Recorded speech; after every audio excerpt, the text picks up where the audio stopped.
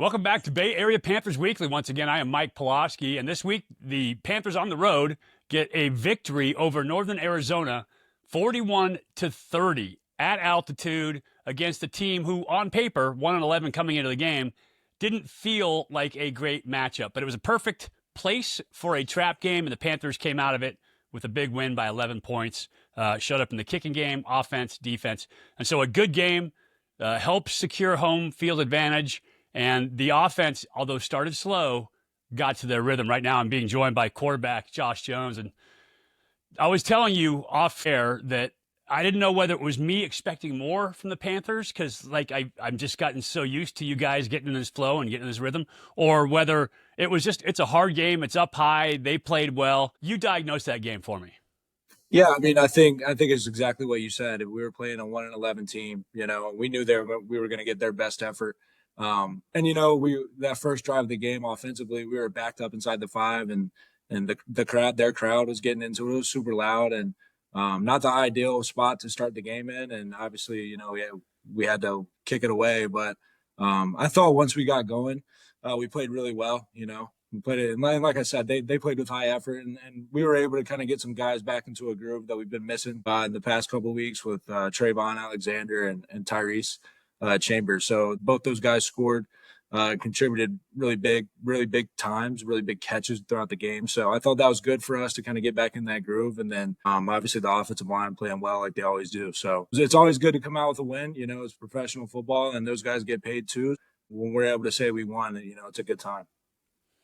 Definitely, and it was a homecoming of sorts for you. You played, obviously, Northern Arizona last year. You were down there in the high desert, and that is high desert, boy. You get up in Prescott, and it's 88 feet above a mile, so it's pretty high up there.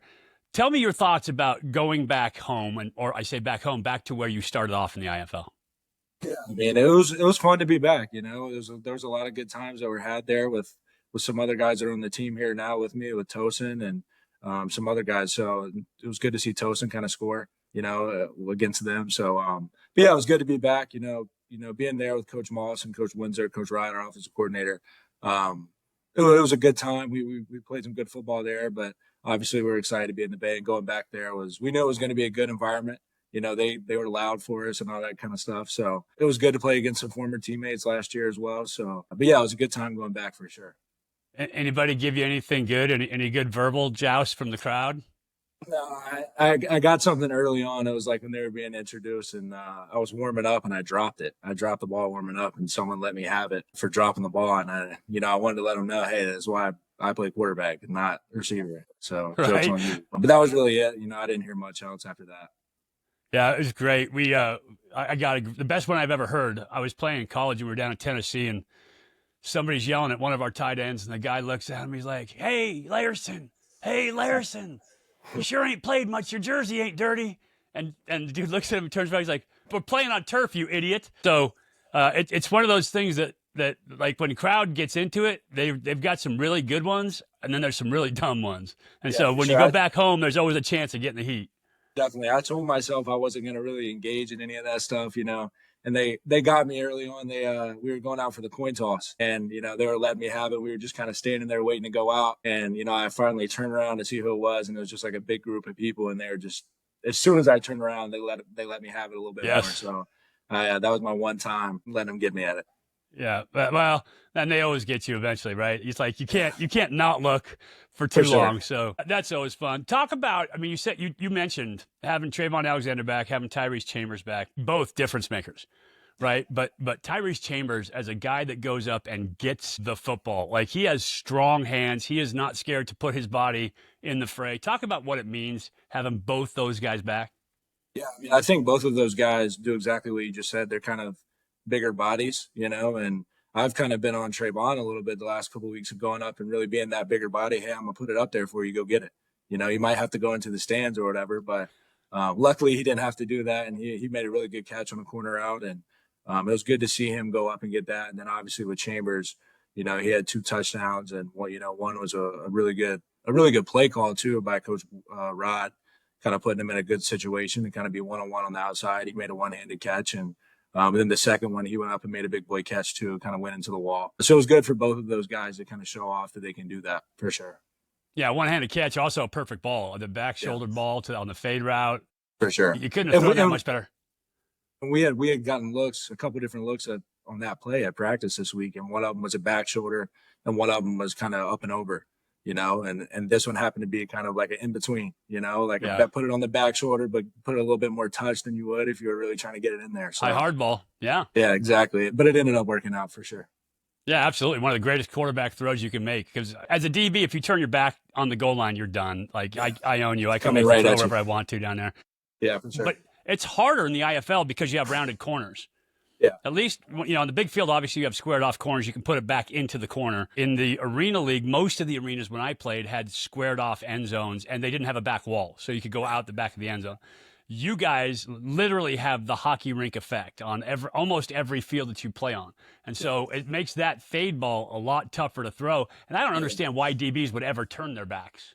No, definitely. I mean, it's just like you said, there's a lot of practice. I mean, Coach Keefe, he really harps on us playing when we play rounded end zones. We're going to know, what kind of end zones we're going into play. And at the SAP Center, obviously they're open, so it's a little bit different of a mindset as a receiver and a quarterback and all that kind of stuff. But yeah, I mean, it's tough, man. The spacing's different, and you got a smaller end zone, so you got to get the ball up and down. But, I think we do a good job of that, throughout the week, and our coaching staff does a really good job of kind of preparing us for that.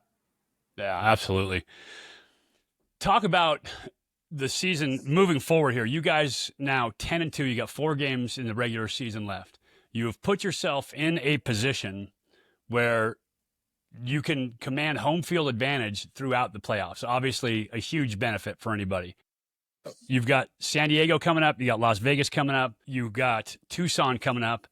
So all the West, but then you have to travel back east to Massachusetts. What's your mindset going to those games?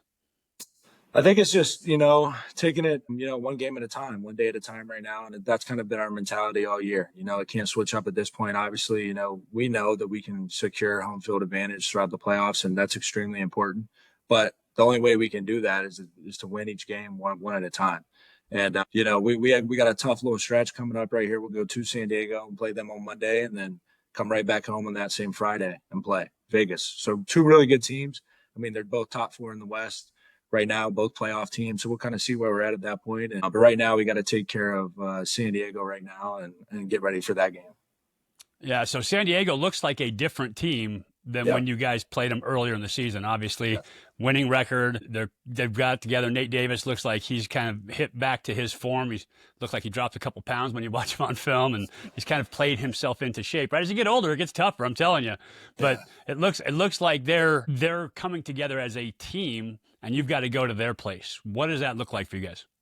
Yeah, I mean, I think it's exactly what you said. They're basically a different team. They've added a couple guys on defense. They're kind of starting to click more on offense, and that's how it's going to be. Down the stretch, you're going to play really good teams, really good football teams, and we got to come on our game on both sides of the ball and special teams. So, but all that comes back to our preparation and how we kind of prepare each day at practice and things like that. Nothing would change with how we kind of approach the day or approach the game.